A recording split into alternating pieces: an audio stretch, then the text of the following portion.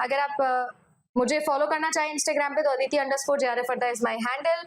12 महीने का live batch आता है, आप सब लोग जानते हो, और अभी चल रहा है आप लोगों के लिए crash course and selection package के अंदर वो क्रैश कोर्स आपको फ्री मिल जाएगा, जिसमें आप लोगों के पास 10 साल के प्रीवियस ईयर क्वेश्चंस भी मिल जाएंगे, टेस्ट सीरीज भी आपको मिल जाएगी, है ना। तो अगर आप चाहें तो आप सिलेक्शन बैच के अंदर पार्टिसिपेट कर सकते हो अगले 30 दिन के अंदर। This is going to be very happy. कुछ जगह पर लोग रूमर्स बता रहे हैं कि शायद यूजीसी नेट एग्जाम पोस्टपोन हो जाएगा या ऐसा कुछ हो जाएगा, तो डरने की बात नहीं है, क्योंकि 6 महीने की वैलिडिटी मैं आपको देती हूँ सिलेक्शन पैकेज की भी, तो 3 महीने के लिए वैलिड है। आपसे पूछा जा रहा है फर्स्ट क्वेश्चन के अंदर कौन सा स्टेटमेंट यहाँ पर फॉल्स है, फॉल्स स्टेटमेंट बताना है जी, ठीक है ना। पहला ही कह रहा है स्टेटमेंट आपका कि क्रिस्कल्स एल्गोरिथम जो होती है for determining the minimum cost spanning tree with n vertices and m edges in the graph takes order of a time m log n. Okay. Next कह रहा है कि BFS और DFS can be used to find the connected component of the graph.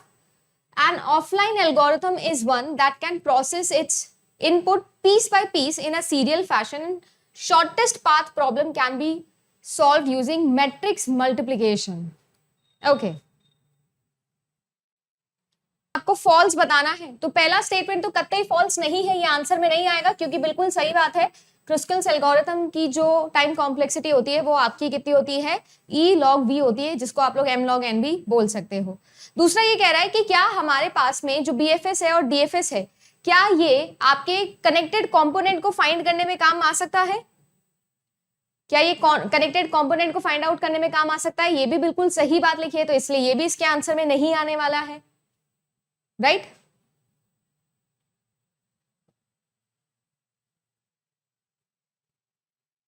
तो first और two statement तो सही है। ऑफलाइन एल्गोरिथम जो होती है वो piece by piece serial fashion के अंदर जाए तो ये गलत बात है, इसीलिए थर्ड वाला ऑप्शन तो 100% आंसर में होना चाहिए,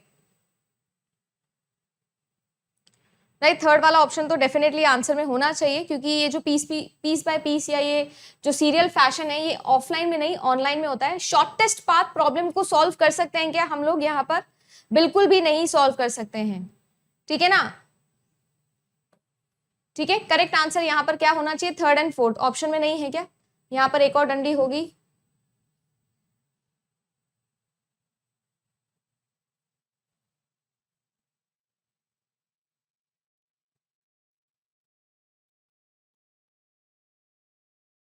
नहीं ऑप्शन है, वो एक जो है वो दिख नहीं रहा है, वो इसकी वजह से हट गया है। चलो उस बात पर वापस बाद में आएंगे, ठीक है ना, वो वीडियो वाली बात बाद में करेंगे, फिलहाल हम लोग पढ़ लेते हैं, ठीक है, कोई बात नहीं। अब मतलब ठीक है, अच्छा है, मतलब पढ़ाई की चीज ही आगे जा रही है, बट ऑल दो देखते हैं। चलो नेक्स्ट आ जाओ आप लोग। आपके पास में एक आया है स्टैक की बात हो रही है, और बहुत इजी, और ये क्वेश्चन आप लोगों के यूजीसी नेट एग्जाम में अगर आप लोग देखो ना तो बहुत ही पॉपुलर हो गया है। बहुत ही सिंपल सा क्वेश्चन है, स्टैक में पुश करवाएगा, पॉप करवाएगा और आप लोगों से बताएगा कि क्या करना है यहाँ पर, ठीक है ना। तो सिंपल सा क्वेश्चन है, पुश, मेरे पास में कोई एक स्टैक है 10, उसके अंदर मैंने पुश किया, फिर मैंने 20 को पुश किया है, फिर पॉप किया है तो 20 बाहर निकल जाएगा, तो मेरे पास में इस वक्त 10 है, ठीक है, और 20 जो है वो बाहर आ चुका है। फिर मैंने दोबारा से 10 को पुश किया है, फिर 20 को अगेन पुश किया है, फिर पॉप किया है, तो फिर से मेरे पास में 20 वापस बाहर आ जाएगा और 10 मेरे पास में स्टैक के अंदर बच जाएगा, ठीक है ना। फिर मैंने 2 बार पॉप किया है तो एक बार 10 आ जाएगा, एक बार 10 आ जाएगा, राइट। 2 बार और पॉप कर लिया है, फिर उसके बाद में आपने 20 को पुश किया, फिर से 20 को बाहर निकाल लिया, तो 20 20 10 10 20, तो बिल्कुल सही स्टेटमेंट है पहला वाला। तो दूसरा ये कह रहा है कि पोस्ट फिक्स आपको निकालना है a प्लस बी एस्ट्रिक। चलिए एक बार इसको करके देखते हैं। आपके पास में है a plus B asterisk c plus D, okay, and f plus D, f plus D asterisk e। बीच में क्या है? बीच में कुछ भी नहीं है, डिवाइड है, ओके, यही है ना। एक बार स्टेटमेंट देख लो भाई।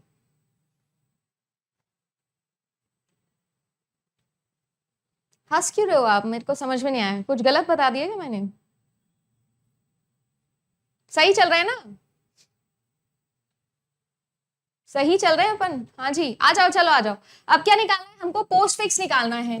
देखो पोस्ट फिक्स निकालना ये भी स्टैक का ही एक फीचर होता है, और पोस्ट फिक्स में हम करते क्या है मैम? पोस्ट फिक्स के अंदर हम स्टैक का इस्तेमाल करते हैं फर्स्ट ऑफ ऑल, और हमारे पास में अगर मैं इस तरीके से लिख कर दूं आप लोगों को a प्लस बी, तो ये जो है ये आपके पास में इनफिक्स फॉर्म में है, जिसमें जो ऑपरेटर होता है वो दो ऑपरेंड्स के बीच में लिखा होता है। एक मैं इसका प्रीफिक्स बना सकती हूँ और एक मैं इसका बना सकती हूँ पोस्ट फिक्स। तो बेसिकली प्रीफिक्स में हम क्या करेंगे, पहले आप लोगों का ऑपरेटर आएगा, फिर आपके ऑपरेंड्स आएंगे। वेयरएज अगर मैं पोस्ट फिक्स की बात करूँ तो पहले आप लोगों के ऑपरेंड्स आएंगे और फिर बाद में आप लोगों का ऑपरेटर आएगा। बेसिक सी चीज है, सिंपल सी चीज है। इसको स्टैक में डाल के करो तो थोड़ा लेंदी बनता है। वो हम कब करके आते थे, जब हम यूनिवर्सिटी एग्जाम में थे, क्योंकि स्टेप्स के पैसे मिलते थे, है ना, आपको लिखने के पैसे मिलते थे ना भाई, कि जितना ज्यादा लिखोगे उतने ज्यादा पैसे मिलेंगे आपको। इसीलिए तो पूरी कॉपी भर जाते थे, पड़ोसी वाले की भी भर जाते थे कि क्या पता यहीं से हमारी जॉब शुरू हो गई है, सैलरी आने लग गई है। बट अब यहाँ पर ऐसा नहीं करना है, क्योंकि यहाँ पर जितना ज्यादा लगाओगे उतने पैसे कट रहे हैं जेआरएफ में से। तो यहाँ पर तो डायरेक्टली करके आएंगे। तो डायरेक्टली सबसे पहले तो आपको पता है जैसे सिंपल बॉडमास रूल है वैसे ही लगाएंगे। सबसे पहले आपके पास में ब्रैकेट है, तो ब्रैकेट को सॉल्व कर लोगे तो आपके पास में आएगा a plus B asterisk, then आपके पास में सी डी और प्लस आ जाएगा। उसके अलावा बाकी सब कुछ जो है वो आपके पास में सेम रहने वाला है।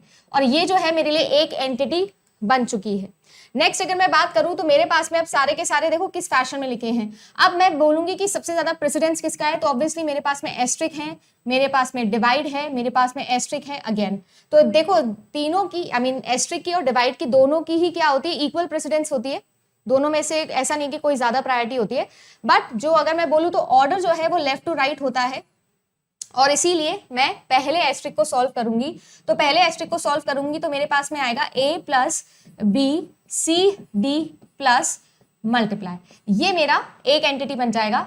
बाकी जो है वो आपके पास में इस तरीके से चलेगा। यहां तक कोई गलत, कोई प्रॉब्लम, कुछ किसी को कोई दिक्कत हो भाई, जीवन में कोई तकलीफ, दुख, दर्द, तो मुझे बता दीजिएगा। यहां तक ठीक हो गया है। अब ऑब्वियस सी बात है कि अब किसकी बारी है, इसकी बारी है ना। तो a plus B C D plus asterisk then f then आपके पास में प्लस डी एस्ट्रिक e। यहीं पर चेंज कर देती हूं तो मेरे पास में क्या आने वाला है, डी ई और एस्ट्रिक आने वाला है। अब मेरे पास में ये एक एंटिटी, ये दूसरी एंटिटी, ये तीसरी एंटिटी बच गई है। तो फिर से इन दोनों एंटिटीज को मैं सॉल्व करने वाली हूँ। तो इन दोनों एंटिटीज को सॉल्व करके मुझे मिलेगा a b c d plus asterisk f divide plus, ठीक है ना। फिर इन दोनों को भी कर देते हैं, तो d e एस्ट्रिक और प्लस। क्या यही आ रहा है कि हमारा आंसर फाइनल?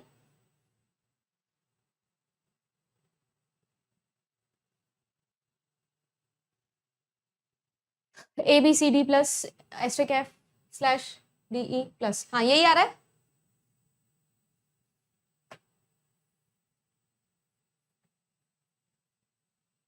हमारा भी यही आ रहा है। तो दोनों स्टेटमेंट बिल्कुल करेक्ट है, कोई प्रॉब्लम नहीं है यहाँ पर, कोई दुख दर्द जीवन में। नेक्स्ट क्वेश्चन देखें। आपके पास में एक डायरेक्टेड एसाइक्लिक ग्राफ है, और जैसा हम लोगों ने हमेशा ही पढ़ा है, topological ordering is a very very important question, type of question, जिसमें हम क्या करते हैं, जिसकी भी इन डिग्री, क्या बोले तो जिसकी भी इन डिग्री मैम 0 होती है उसको हम डिलीट करते चलते हैं। यही चीज करनी है अपन को, जिसमें भी आपकी इन डिग्री 0 हो उसको डिलीट करते चलना है। तो सबसे पहले आप लोग देखोगे 1 डिलीट हो जाएगा, ठीक है ना। अब उसके बाद में जब 1 डिलीट होगा तो ये वाली एज भी गई और ये वाली एज भी गई। अब मेरे पास में 2 भी है और 3 भी है, दोनों की इन डिग्री 0 हो जाएगी। तो मैं देखो एक तो क्या कर सकती हूँ कि 1 पे जा सकती हूँ, फिर 2 पे जा सकती हूँ, ठीक है ना। और दूसरा मैं क्या कर सकती हूँ, 1 पे जा सकती हूँ, 3 पे जा सकती हूँ। तो 2 तो यहाँ पर मेरे पास में टोटल टोपोलॉजिकल सॉर्टिंग पॉसिबल यहाँ से निकल गई है। इसके बाद में देखो आप 2 से क्या कर सकते हो, अब जब 2 आपने डिलीट कर दिया तो ये एज भी गई और ये एज भी गई। अब इसके बाद में आप किस पे जाओगे, आप 3 पे जाओगे, राइट। आप डायरेक्टली 3 पे जा सकते हो, या फिर आप किस पे जा सकते हो, आप 4 पे भी जा सकते हो। देखो ये दोनों डिलीट हो जाएंगे, तो अब अगर 3 को मैं डिलीट कर दूं तो फिर मैं 4 और फिर 5 और फिर 6 पे जा सकती हूँ, ठीक है। सिमिलरली अगर मैंने 1 को डिलीट कर दिया, 3 पे जा रही हूँ, तो देखो 3 या फिर मेरे पास में 2 वाला भी एक ऑप्शन बच जाएगा। तो 1 2 3 एंड 4 टोटल मेरे पास में जो है यहाँ पर 4 केसेस पॉसिबल हो जाएंगे टोपोलॉजिकल सॉर्टिंग के। डी, ओहो हो, नहीं नहीं डी तो कैसे आंसर आएगा, 4 ही तो आ रहे हैं, टोटल 4 ही आ रहे हैं।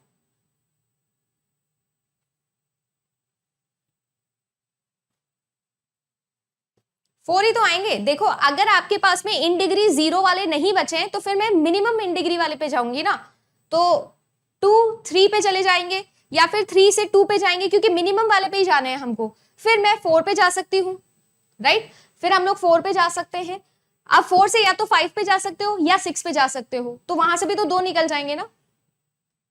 जो मिनिमम होगा वहां पर मुझे काम करना है, क्योंकि जैसे ही आप लोग 4 डिलीट कर दोगे तो 4 डिलीट करते ही आपके पास में जो है वो 5 भी 0 का बच जाएगा और 6 भी, क्योंकि दोनों बीच में इससे कनेक्टेड हैं। तो ये भी हट जाएगा, ये भी हट जाएगा। तो आप चाहो तो आप इस पे जा सकते हो पहले या इस पे जा सकते हो। तो या तो ये वाला पाथ या फिर ये वाला पाथ, टोटल 4 पाथ। समझ में आ गया क्या? एक बार थम्स अप हो जाना चाहिए अगर समझ में आ गया है तो। टोपोलॉजिकल सॉर्टिंग प्रैक्टिस करके जाएंगे, बहुत इंपॉर्टेंट है, मजेदार क्वेश्चन भी आएगा, ठीक है ना। और अल्फा बीटा प्रूनिंग का वीडियो मैं आपके लिए जरूर बना दूंगी, एक शॉर्ट वीडियो बनाऊंगी, रिकॉर्ड कर रही हूं अभी, सो दैट वो भी आपको एक बार मैं दोबारा से रिवाइज करवा दूं। नेक्स्ट क्वेश्चन देखिए, डिजिस्ट्रा शॉर्टेस्ट पाथ है, ओके, फ्लॉयड वॉर्शल है, बाइनरी है और बैक ट्रैकिंग सर्च एल्गोरिथम है। अच्छा मुझे बताइए, जो डिजिस्ट्रा एल्गोरिथम होता है ये बेलमैन फोर्ड हाँ मतलब बेलमैन फोर्ड के जैसा ही होता है, बस बेलमैन फोर्ड जो है वो डायनामिक पे बेस्ड होता है और डिजिस्ट्रा जो है वो ग्रीडी पर बेस्ड होता है। क्या ये मैंने सही बात बोली है? फ्लॉयड वॉर्शल की अगर हम लोग बात करें तो क्या ये डायनामिक प्रोग्रामिंग पर बेस्ड होता है कि डिवाइड एंड कॉन्कर पे बेस्ड होता है? जल्दी जल्दी से आंसर करके मुझे बताएंगे इसका आंसर।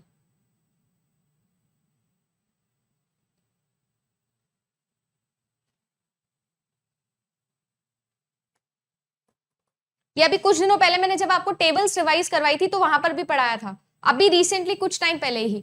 तो डिजिस्ट्रा जो है वो आपकी ग्रीडी होती है, फ्लॉयड वॉर्शल जो है वो आपकी डायनामिक होती है। अगर मैं बात करूं बाइनरी की तो ये कैसी होती है? डिवाइड एंड कॉन्कर होती है, मिड टर्म को डिवाइड कर करके सॉल्विंग होती है यहाँ पर। बैक ट्रैकिंग की अगर हम लोग बात करें तो बैक ट्रैकिंग किस पर बेस्ड होती है? डेप्थ फर्स्ट सर्च पर बेस्ड होती है, ठीक है। बैक ट्रैकिंग किसमें अलाउड होती है? डीएफएस के अंदर अलाउड होती है। तो करेक्ट आंसर यहाँ पर क्या निकलेगा? बहुत ही बढ़िया, वेरी गुड, ऑप्शन नंबर 3 यहाँ पर सही आंसर निकलेगा, ठीक है। किसके अंदर यूज होती है? बिल्कुल सही, डेप्थ फर्स्ट के अंदर, ब्रेथ फर्स्ट के अंदर यूज नहीं होती है, ठीक है जी। 3 ही है इसका आंसर। नेक्स्ट क्वेश्चन देखिए, merge sort algorithm has execution time that is least dependent on the initial ordering of the input. Merge sort algorithm has an execution time that is least dependent on the initial ordering of the element. Okay.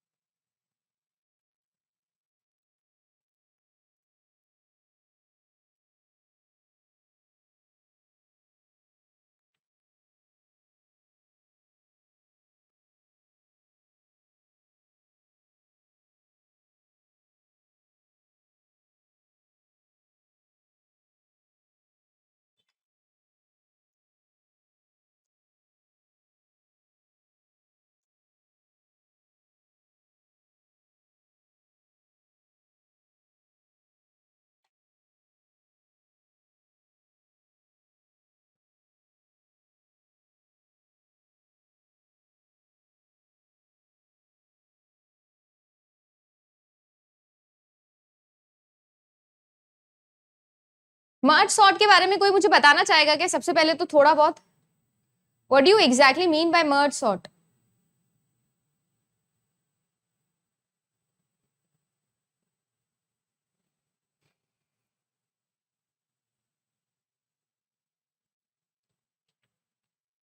Merge sort आपको याद है, हम array पे array divide करते जाते हैं, सब array पे, है ना, फिर एरे का सब एरे बनाते हैं, फिर उसको सॉल्व करते हैं और तब तक डिवाइड करते जाते हैं जब तक हमारे पास में इंडिविजुअल एरे जो है वो सॉर्टेड में नहीं आ जाता, तब तक हम करते जाते हैं। तो लीस्ट डिपेंडेंट होता है कि इनिशियल ऑर्डरिंग पर इनपुट के, हाँ, डिवाइड एंड कॉन्कर पर बेस्ड होता है। आगे क्या है? Sorting algorithm is stable if it prevents the order of duplicate keys in place and out place, हम लोगों ने पढ़ा था इफ यू रिमेंबर, और स्टेबल और अनस्टेबल भी पढ़े हुए हैं,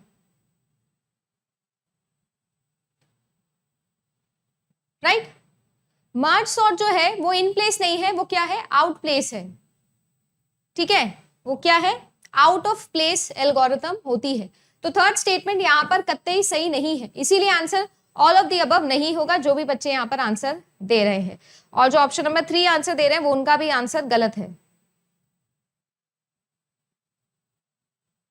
करेक्ट आंसर ऑप्शन नंबर 1 होगा यहाँ पर, ठीक है, ऑप्शन नंबर 1 होगा, ठीक है। लास्ट सेशन अगर आप लोगों को याद हो तो उस पर अपन ने ये चीज डिस्कस करी थी, इन प्लेस, आउट प्लेस और अपना स्टेबल और अनस्टेबल, ठीक है ना।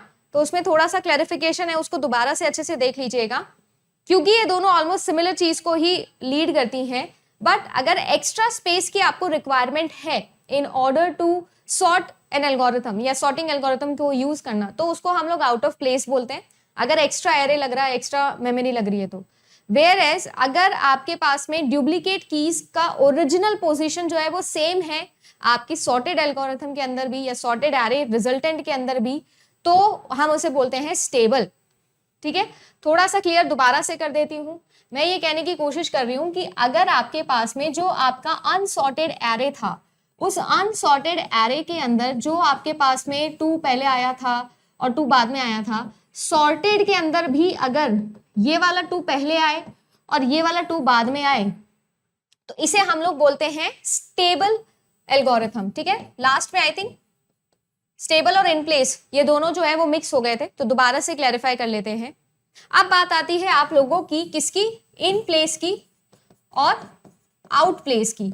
इन प्लेस एल्गोरिथम वो एल्गोरिथम होती है जिसके अंदर कोई भी एक्स्ट्रा मेमोरी नहीं लगती है। क्या नहीं लगती है? एक्स्ट्रा मेमोरी जिसको आप बोल लो, या फिर कोई भी एक्स्ट्रा एरे नहीं लगता है। पेरेंट्स आपको पता है मर्ज सॉर्ट के अंदर तो हम लोग एरेज बनाते हैं, अलग अलग एरेज आपके पास में होते हैं, ठीक है ना। तो मर्ज सॉर्ट जो है वो इन प्लेस नहीं है, आउट प्लेस है। इस पीपीटी में आई मीन इस पीडीएफ के अंदर आपको ये भी मिल जाएगा, ठीक है। इसका क्लैरिफिकेशन विद एन एग्जाम्पल भी आप लोगों को मिल जाएगा।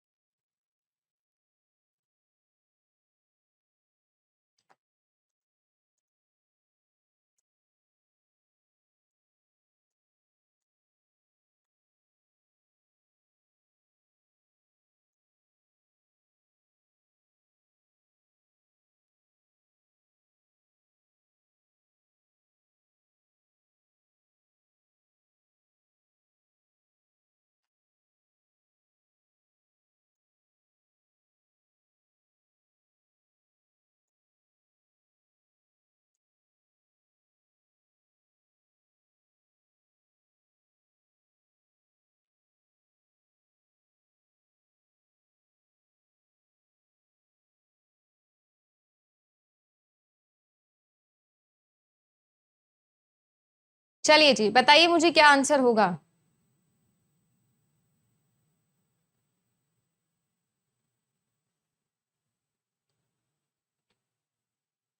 देखो आपके पास में यहाँ पर कौन सी एल्गोरिथम है, प्रिम्स एल्गोरिथम है। अब प्रिम्स और क्रुस्कल दोनों काम तो एक ही करते हैं, कौन सा, मिनिमम स्पैनिंग ट्री का, है ना, मिनिमम स्पैनिंग ट्री का ही काम करते हैं, मिनिमम कॉस्ट स्पैनिंग ट्री। अब बात ऐसी है कि प्रिम्स जो है वो कनेक्टेड के लिए काम करता है, वेयरएस क्रुस्कल्स जो होता है वो क्रुस्कल्स काम करता है अनकनेक्टेड के लिए, नॉन कनेक्टेड के लिए। तो यहां पर आपको बताना है कनेक्टेड के लिए कौन कौन सा काम होने वाला है, ये आपको बताना था यहां पर।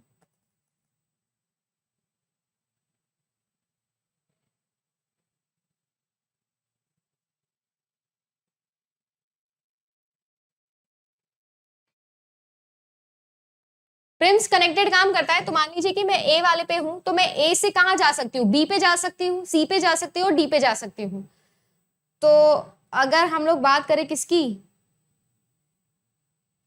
देखो हम लोग यहाँ पर बात करते हैं, तो ए से डी पे जा रहा है, ये ए से डी पे जा रहा है, ठीक है, ये भी ए से डी पे जा रहा है, ये ए से बी पे जा रहा है, कोई इशू नहीं है। ये जो है वो ई से जी पर जा रहा है, तो ई से जी पर भी जा सकता है, कोई इशू नहीं है, इनिशियली तो कोई प्रॉब्लम नहीं है। चलो एक एक करके चेक करते हैं।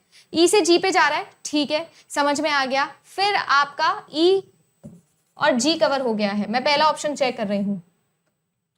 उसके बाद में ये कह रहा है सी और एफ आपके आ रहे हैं, सी और एफ आप लोगों के लिए ओपन हो जाएंगे क्या, ओके, कोई प्रॉब्लम नहीं है, ठीक है। पर क्या मैं ये कर सकती हूँ, क्या मैं ये कर सकती हूँ, हाँ क्या मैं ये कर सकती हूँ? नहीं मैम, आप ये कर ही नहीं सकते हो, क्यों?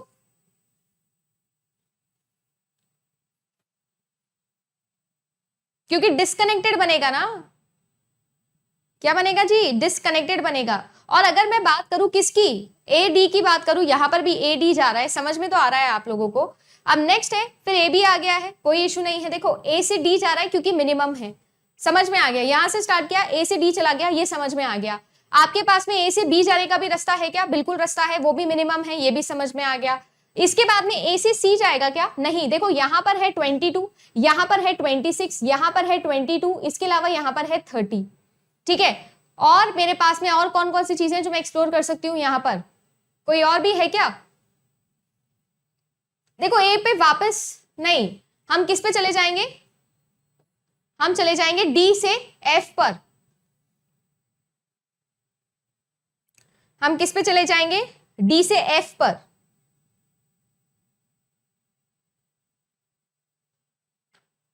ठीक है, फिर आप एफ से किस पे जा सकते हो, सी से जा सकते हो, बिल्कुल, क्योंकि यहां पर 4 है, ठीक है। 5 से पहले आप 4 पे चले जाओगे, राइट, बिल्कुल ठीक बात है। तो करेक्ट आंसर जो है वो ऑप्शन नंबर 4 ही होगा। ये तो वैसे भी नहीं हो सकता था, और बाकी क्यों नहीं हो पा रहे हैं, क्योंकि ऑब्वियसली हम लोग पहले, ये भी नहीं होगा क्योंकि मैम डी पर पहले जाओगे, छोटा ये है, ठीक है, इसीलिए हम लोग ने इसको सिलेक्ट कर लिया।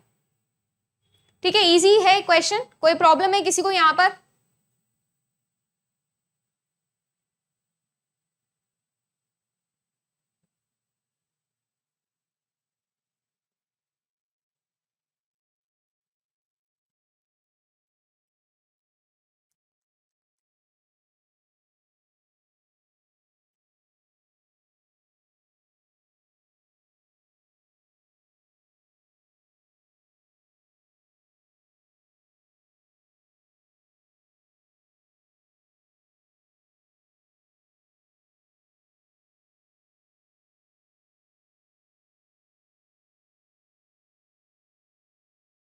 अगर यही चीज मैं क्रुस्कल से करूंगी तो एक बार दोबारा से प्लीज बताएंगे मुझे, अगर मैं सेम चीज क्रुस्कल से करूंगी तो मेरे पास में क्या होने वाला है। अगर मैं सेम चीज बोलूं आपको, देखो क्रिस्टल से अगर मैं बात करूं ना, तो सबसे पहली बात तो हम लोग करते हैं, मान लीजिए कि ए ही नोट से स्टार्ट कर रहे हैं। अगर मैं ए नोट पे हूं तो मैं क्या करूंगी, मैं, क्योंकि मुझे यहाँ पर क्या करना है, मुझे यहाँ पर सारी वर्टिसेस को कवर करना है। तो मैं अगर ए पर हूं तो मैं किस पर जाने वाली हूं, देखो मैं मिनिमम ढूंढने वाली हूं। तो मैं सबसे पहले किसको ढूंढना चाहूंगी, सबसे पहले मैं ढूंढना चाहूंगी ई वाली नोड को या फिर जी वाली नोड को, है ना। मैं सबसे कम वाली को चूज करूंगी, चाहे आप लोग इसको चूज कर लीजिए। चलिए ए से डी पे जाते हैं हम, ठीक है ना। इसके अलावा मैं क्या कर सकती हूँ, इसके अलावा देखो मेरे पास में ये तो थे ही, ठीक है। इसके अलावा ये वाली एज मेरे लिए हो जाएगी कवर। और हाँ भाई, एक और चीज याद रखनी, साइकिल भी नहीं बननी चाहिए, साइकिल भी नहीं बननी चाहिए, ठीक है। इसके बाद मैं किस पे जा सकती हूँ, इस पे जा सकती हूँ, कोई इशू नहीं है, अभी तक साइकिल नहीं बनी है। अब उसके बाद में मेरे पास में ऑप्शन है कि या तो ये वाला 10 ले सकते हैं, ये वाला भी 10 है, आपके ऊपर डिपेंड करता है। बट ये वाला 10 लेते हैं, देखो साइकिल बन जाएगा, और डैग चलना चाहिए तो ये नहीं लूंगी, फिर मैं किसको ले लूंगी, इस वाले को कवर कर लूंगी, ठीक है ना। तो मेरी सारी की सारी जो वर्टिसेस है वो कवर हो चुकी है। ओके,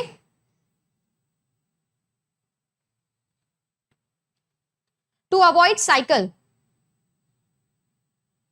है ना, टू अवॉइड साइकिल। ओके, जो पूछ रहे हैं उनको बता रहे हैं।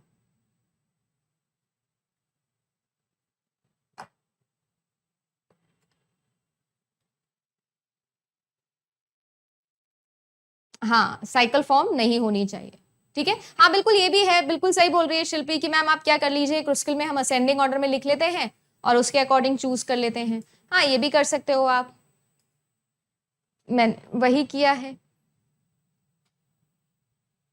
हो गई ना सारी कवर, वर्टिसेस ही तो कवर करनी थी। अब क्या मतलब लगाया है भाई, सारी वर्टिसेस ही तो कवर करनी है मुझे, और थोड़ी ना कुछ कवर करना है, एजेस तो छोड़ो, क्या फर्क पड़ता है। नेक्स्ट क्वेश्चन देखें, नेक्स्ट क्वेश्चन है आपका कि binary search tree stores values in the range 37 to 573, consider the following sequence of the keys. ये आपका गेट का पिछले साल सवाल आया था, और सेम चीज या सेम टाइप पर टॉपिक पर आप लोगों के यूजीसी नेट ने भी एग्जाम में क्वेश्चन पूछा।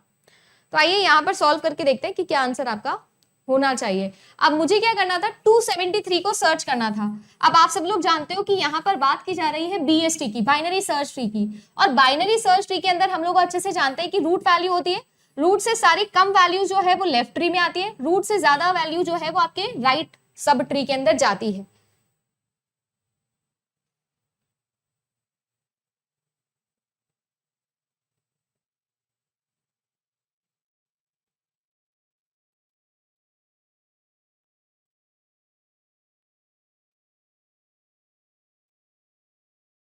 एक दो तीन चार पाँच, चार, ओके, 5 6 7, 1 2 3 4 5, एक और एज होगी कवर। हाँ, आप कर सकते हैं, कोई सी भी कर सकते हो, ये वाली कर लो, ठीक है, या ये वाली कर लो। जितनी भी आप लोगों के पास में वर्टिसेस होती है उससे -1 एजेस आपके पास में होनी चाहिए, ठीक है।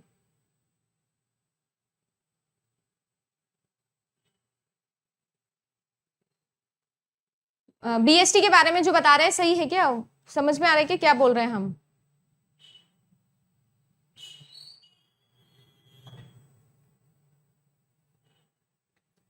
ठीक है, तो लेफ्ट और राइट की हम लोग बात कर रहे हैं। अब देखो मुझे एक बात बताओ, यहां पर अगर मैं बोलूं तो 81 पे मैं गई, ठीक है, मुझे समझ में आ गया, मैं 81 पे गई हूं। अब मुझे 273 सर्च करना है, तो ऑब्वियसली मैं क्या करूंगी, मैं इससे बड़े वैल्यू पे जाऊंगी, यानी कि राइट में जाऊंगी।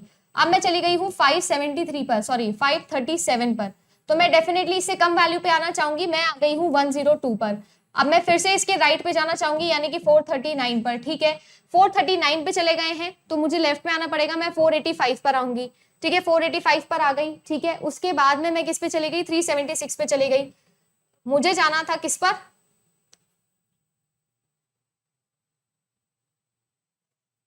नहीं नहीं नहीं नहीं नहीं, 1 तो गलत हो गया यहाँ पर, क्यों?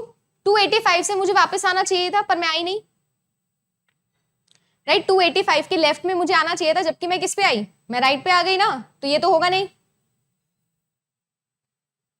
ये तो होगा नहीं, तो गलत। नेक्स्ट देखो 52 था, आगे जाऊंगी 97, 121, 195, 242, राइट, 242 के भी राइट में जाना था, तो 381 से कम पे आना चाहिए था, बट नहीं, ये तो ज्यादा पे चला गया। 142 है, फिर 248 है, समझ में आ रहा है, ठीक है, सही है। आगे चलना चाहिए था क्योंकि 273 चाहिए, ठीक है, फिर इससे लेफ्ट में आना चाहिए था तो कम वैल्यू पे आ गए। फिर 386 है, और कम पे आना चाहिए था तो 345 पे आ गए, और कम पे आना चाहिए था 270 पे आ गए। 270 से हमें ज्यादा जाना चाहिए था पर 307 पे हम लोग चले गए हैं। पर क्या यहां पर मैं सर्च कर पाऊंगी, क्या मैं यहां पर सर्च कर पाऊंगी? ऑब्वियसली बताओ मुझे, कर पाएंगे ना, ये बिल्कुल सही ऑर्डर है। यहां देखो 550 बहुत ज्यादा हो गया, वापस आना पड़ेगा तो लेफ्ट में छोटी वैल्यू, ठीक है, ये बहुत ज्यादा कम हो गया, फिर से राइट में जाएंगे हम, ज्यादा वैल्यू, फिर हमारे पास में कम वैल्यू आनी चाहिए, फिर ज्यादा वैल्यू, नहीं ना ना ना ना, ये भी गलत हो गया, क्यों? 395 पे हो तो 273 के लिए पीछे आओ ना, आगे क्यों जा रहे हो?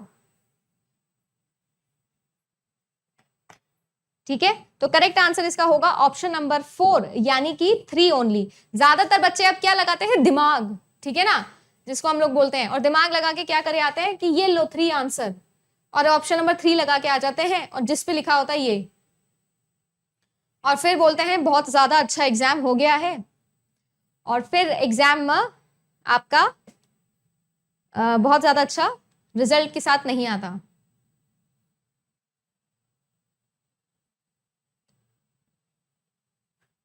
है ना, तो इतना ज्यादा अच्छा नहीं करके आना है पेपर, मैं पहले ही बता दूं आपको।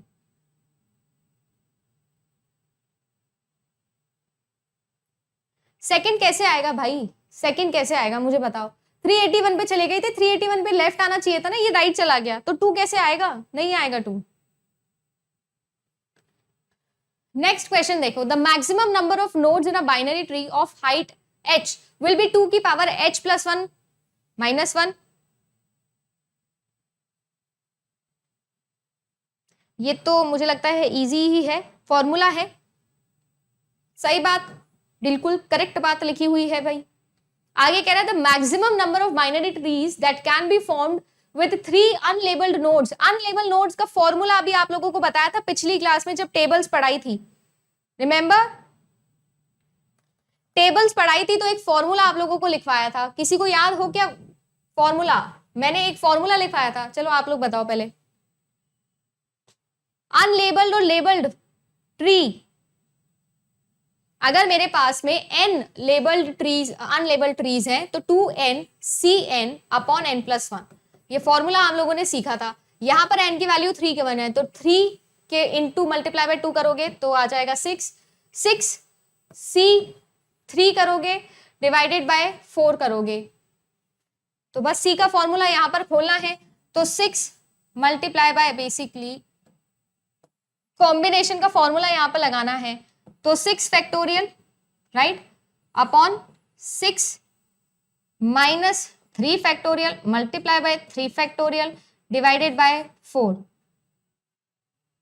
निकालिए, सॉल्व करिए, तो ये 3 फैक्टोरियल है, तो ये 6 मल्टीप्लाई बाय 4 मल्टीप्लाई बाय 5 बच जाएगा, ये पूरा कैंसिल हो जाएगा, 3 मल्टीप्लाई बाय 2 से ये कट जाएगा, 20 आ जाएगा, 4 आ जाएगा, तो ये आप पे आंसर आपका 4 नहीं आएगा, आंसर 4 नहीं आएगा ना, 5 आएगा, ये गलत। 2cn डिवाइडेड बाय n+1 कौन सी बाई है ये?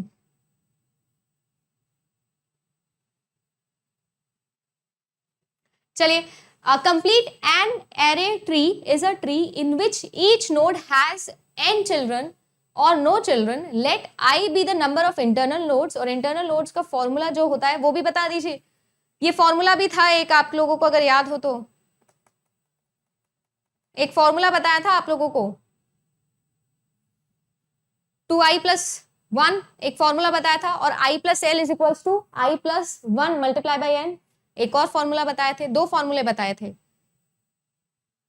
तो यहां पर उस फॉर्मूले में सब्स्टिट्यूट करिए, ठीक है, i+l बराबर n मल्टीप्लाई बाय i+1। ओहो, +1 ये वाला फॉर्मूला ही अप्लाई करेंगे।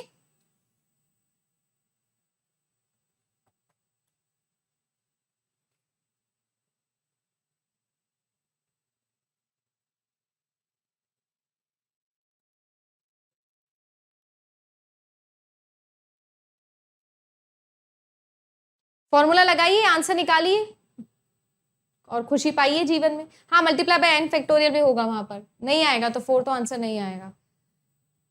हाँ जी, i की वैल्यू है क्या मेरे पास में? l की वैल्यू भी है और i की वैल्यू भी है, तो 41 प्लस आप लोगों का 10 हो जाएगा, which is nothing but what 51। 51 में से 1 माइनस करोगे तो कितना आ जाएगा आपके पास में? 1 क्यों माइनस करेंगे, वैसे हम i+1 है ना, तो 51 बराबर n मल्टीप्लाई बाय 10+1, ये +1 इधर जाएगा तो 50 आ जाएगा, बराबर आ जाएगा 10n, तो n की वैल्यू आ जाएगी मेरे पास में 5, जो कि यहाँ पर गिवन है, यानी कि ये स्टेटमेंट भी बिल्कुल सही है। यहाँ पर आंसर ये नहीं आएगा, क्यों? क्योंकि 2n cn upon n+1 multiply by n factorial भी होगा, तो 5 मल्टीप्लाई बाय n फैक्टोरियल भी होगा आपका, और n यहाँ पर वैल्यू गिवन है 3 इंटू 3 फैक्टोरियल भी होगा, तो ये तो डेफिनेटली आंसर नहीं आने वाला था। सो करेक्ट आंसर आपका हो जाएगा only 1 and 3।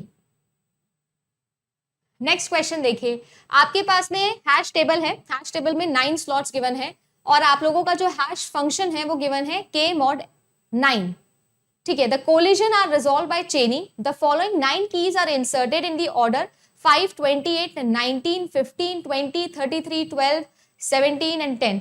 Maximum and minimum and average chain length आप लोगों को बतानी है रिस्पेक्टिवली। बहुत ही बढ़िया प्रैक्टिस क्वेश्चन है आपके लिए। चलो आइए इसको सॉल्व करते हैं, है ना, एक एक करके सॉल्व करते हैं। अब आपके पास में क्या है, k mod n लिखा हुआ है हैश फंक्शन। सबसे पहली बात तो 9 स्लॉट्स है, तो 0, 1, 2, 3, 4, 5, 6, 7 और 8, इस तरीके से मेरे पास में यहाँ पर सबसे पहली बात तो स्लॉट्स आ जाएंगे।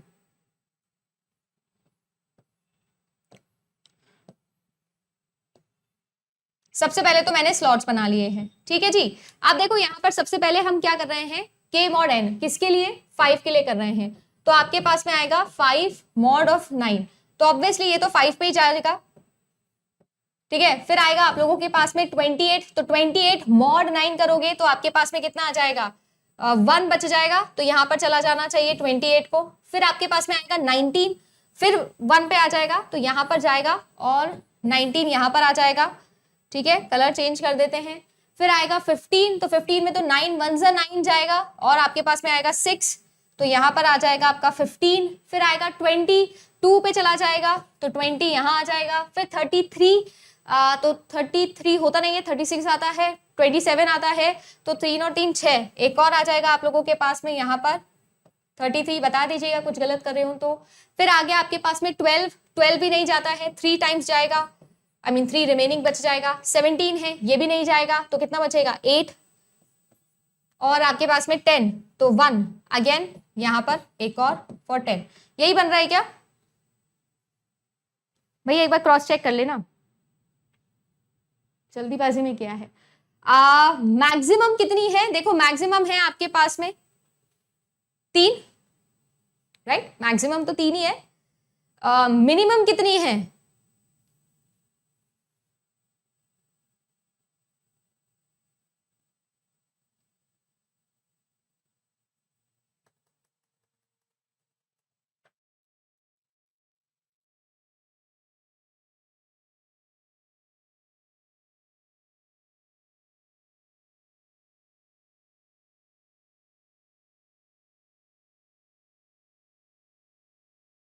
क्या गलत है। देखो 1 2 3, फिर 0 भी है आपके पास में और 1 भी होगा, तो 3 0 1 ही होना चाहिए आंसर। तो भाई ऑप्शन नंबर 1, एवरेज जो चेन लेंथ है वो तो आपके पास में 1 ही आ रहा है।